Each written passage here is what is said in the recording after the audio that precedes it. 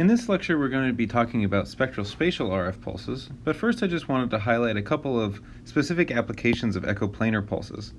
So here's an example of using these pulses for reduced field of view EPI imaging. So in this case, these are both cases of using echoplanar pulses for reduced field of view imaging. But in this case, the investigators are looking at using echoplanar pulses to reduce the field of view for spine imaging. So what they did was they set up an echoplanar pulse whose fast direction was this way, and whose blip dimension was this way. So in the fast dimension, they're limiting the field of view in plane, and in the slow dimension, they're exciting a slice. And the neat trick that they pull here is that because the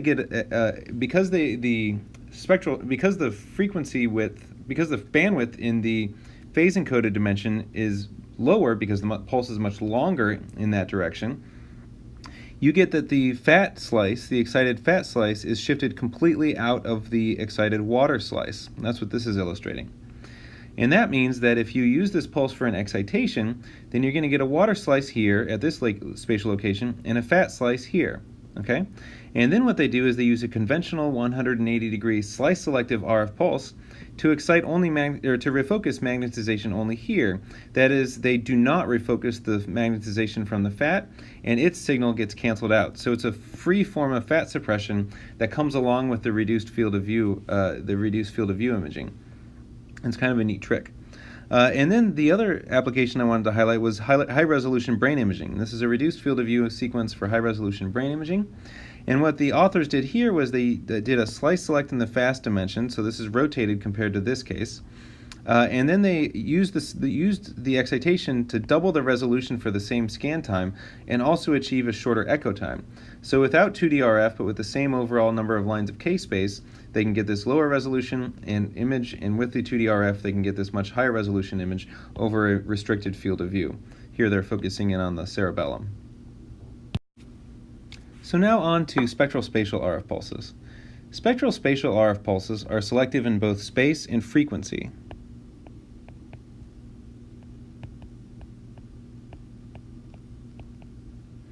They are typically used to excite a slice over a limited band of frequencies.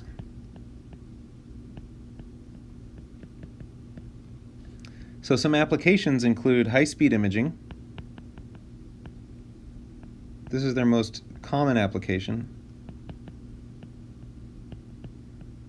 So high-speed imaging using either spiral or EPI readouts so that you get large swaths of K-space per excitation. And here they're used to suppress fat because these spiral and EPI readouts usually have a lower bandwidth than conventional 2DFT scans. And so we have to suppress fat so that it doesn't smear across the image. You can also use them for robust fat suppression compared to spectrally selective excitations.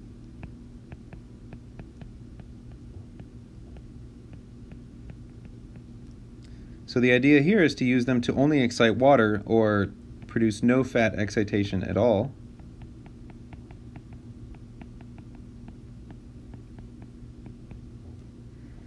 Because they're not B1 sensitive. That is, the flip angle will vary as a function of B1, but the relative flip angle between water and fat will not. So that makes them more robust than fat saturation sequences that seek to produce a 90-degree flip angle on fat such that it has no leftover MZ when you go to excite the water. So it's more robust than fat sat. And then finally, they're also used in spectroscopic imaging, or MRSI.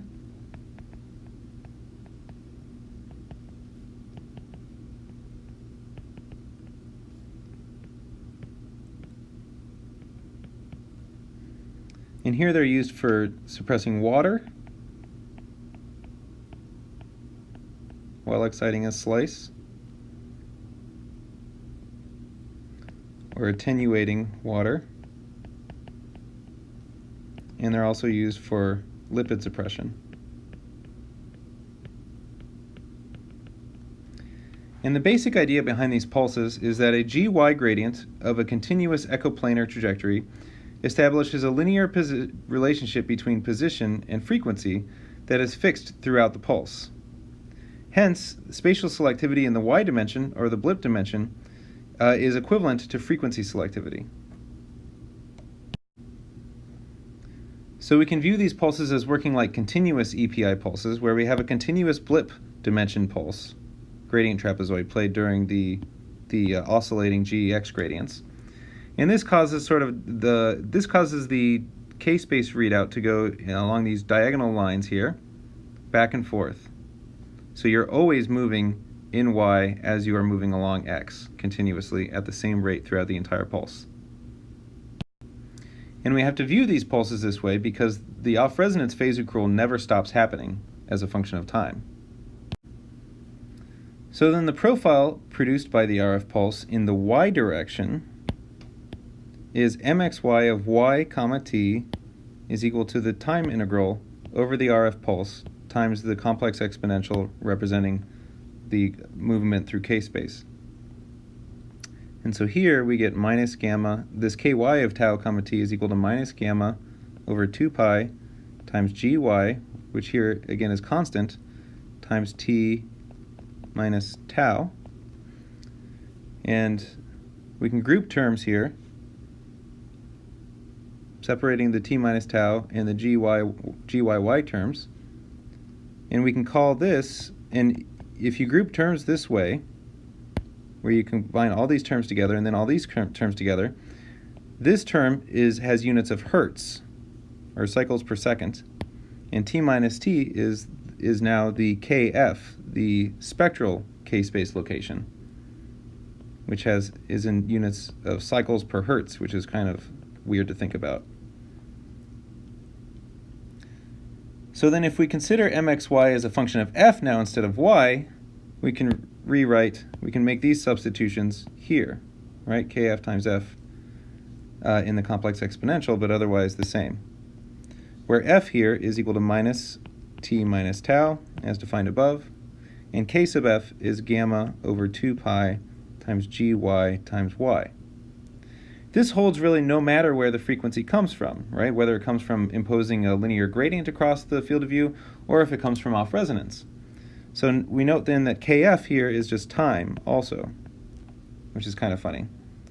So the design is very similar to echoplanar pulses, but the continuous evolution that the trajectory has along the kf dimension leads to a non-uniform trajectory in k-space. It's not rectilinear or Cartesian anymore, and we have to account for this in the pulse design.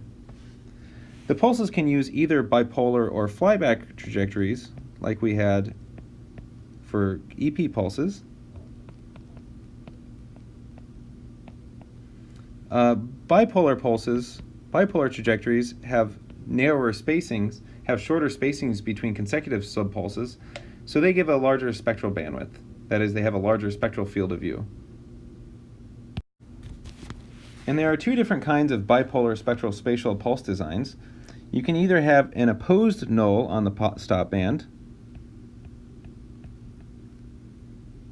which is usually fat, or you can have a true null on the stop band. So let's consider a design example to illustrate these two different types of bipolar pulses and how you design them. So here's our scenario. We're going to try to produce a water-selective excitation and suppress fat. This is at 1.5 teslas, so fat is going to be at minus 220 hertz. So here's what the opposed null pulse design looks like. We design an RF pulse such that the spectral field of view, which is determined by the spacing between consecutive subpulses, it gives us 460 hertz. That is that the main excitation will be replicated at 460 hertz. We're exciting water here, that's the pass band. We are nominally getting no excitation in the fat band, which is around 220 or 230 hertz. But we do get some excitation because of the non-Cartesian sampling that we have in k-space, because of the continuous gradient that we have in the spectral dimension. That results in two side lobes at the top and bottoms of the slice, but they have opposite polarity. This one is positive and this one is negative. So here's the water profile. If we look at a profile here, there's the water profile there. And if you look at the fat profile, we get a negative excitation and a positive excitation. So the lipid profile tends to integrate to 0 because it has this positive and negative lobes to it. So when might that not work? Well, it might not work if, for example, there's fat only on one side of the slice, right? If you only have fat up here versus down here, there's no guarantee that you're going to have fat in both locations, the same amount of fat in both locations. So the spectral field of view of the previous design was 460 Hertz.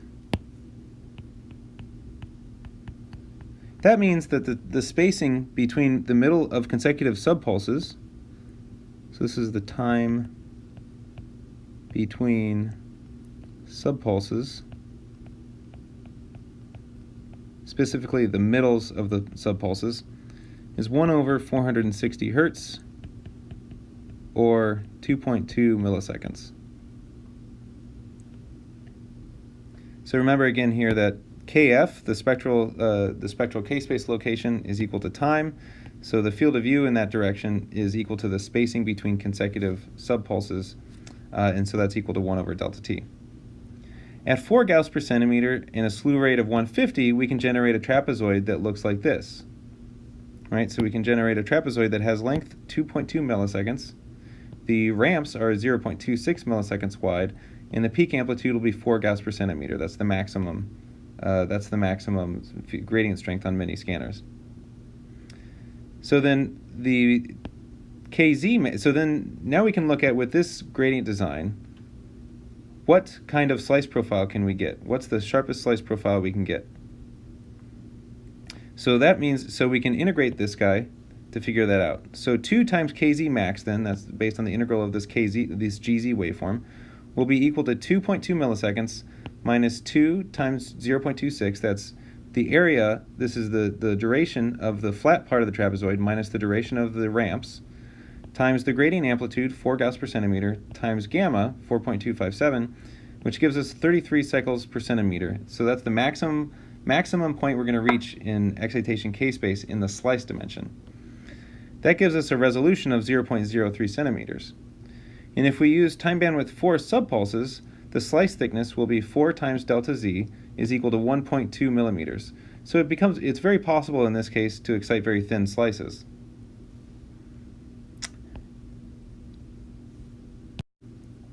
If we further want a time bandwidth 4 spectral envelope in addition to a time bandwidth 4 slice envelope, with a plus or minus 125 Hertz passband, right? So you don't want the water band to be super narrow because you know that the water might spread across a range of frequencies due to off resonance.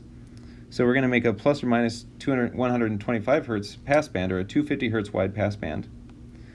Then our duration is going to be the duration of the pulse times 0.25 equals 4. And so that gives us an overall pulse duration of 16 milliseconds.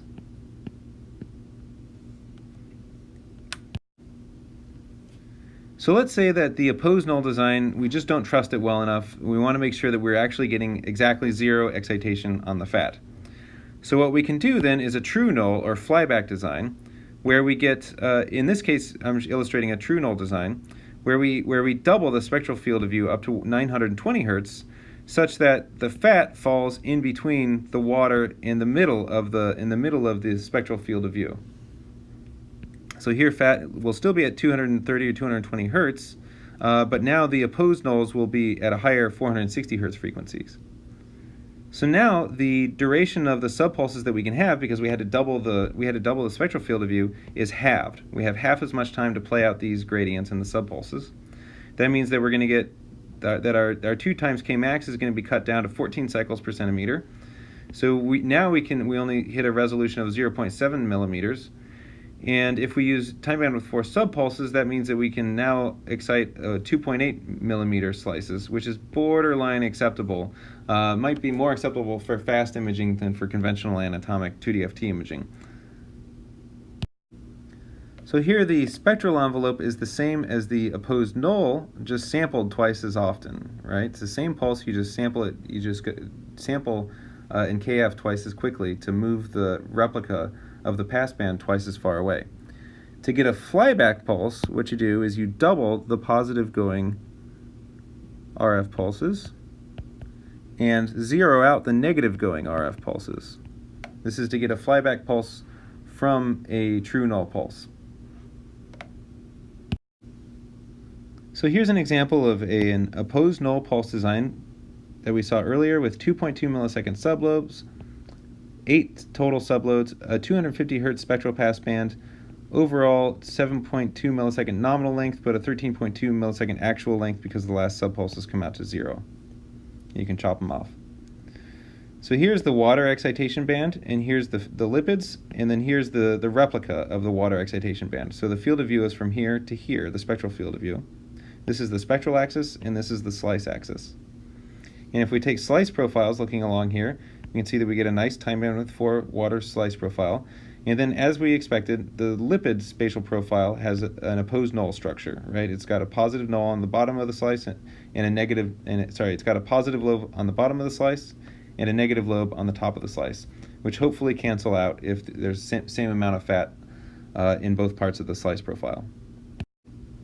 Here is the true null design version of the same pulse, where now we only have 1.1 milliseconds to play out the sublobes.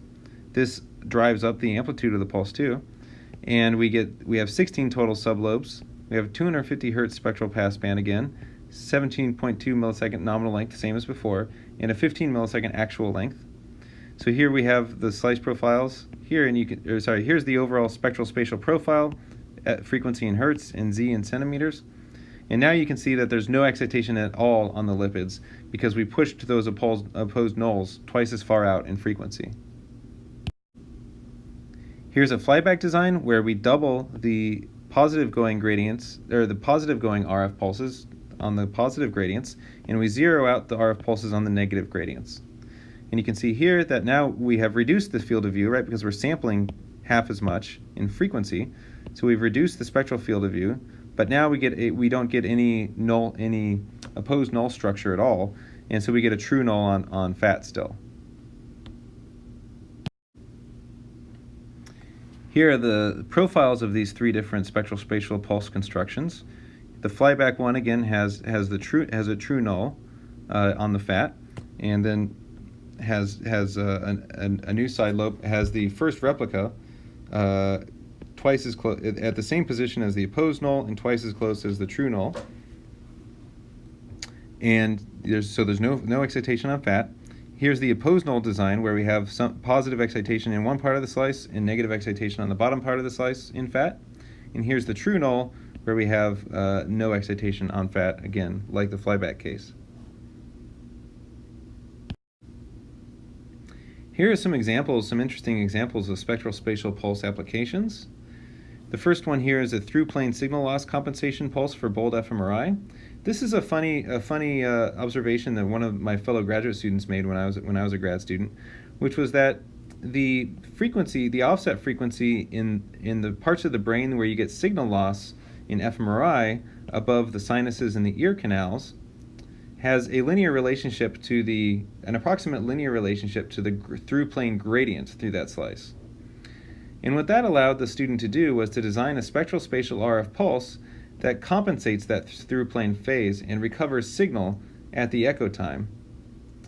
And you can see, and so what he did was he generated a spectral spatial RF pulse that, based on the frequency in plane, would create a different phase ramp through the slice in the excited slice profile. And so that means you'd get a different phase ramp left over in the front of the brain as you would in the back of the brain where you didn't have much off resonance. And that effectively compensated for signal loss that you got in functional MRI. It's a pretty cool application. Here's another one of doing a 3D fat-suppressed slab excitations. This is by another former graduate student colleague of mine after he moved to Case Western. So here's the no fat-sat case, and here's a spectral spatial fat-sat case where he's doing three-dimensional imaging and designing a spectral spatial pulse that does more effective fat suppression over the entire brain. What he had to do here is, because you have a lot of off-resonance over this large of a volume, he had to measure the B0 maps, the off-resonance maps, and incorporate them into the pulse design to get a fully effective fat suppression. Here's yet another example. Earlier I mentioned that these pulses can be used in spectroscopic imaging. Here's a case where the authors designed a spectral spatial pulse to only excite one certain frequency that they actually cared about imaging. and then they also wanted to only see that in a specific slice.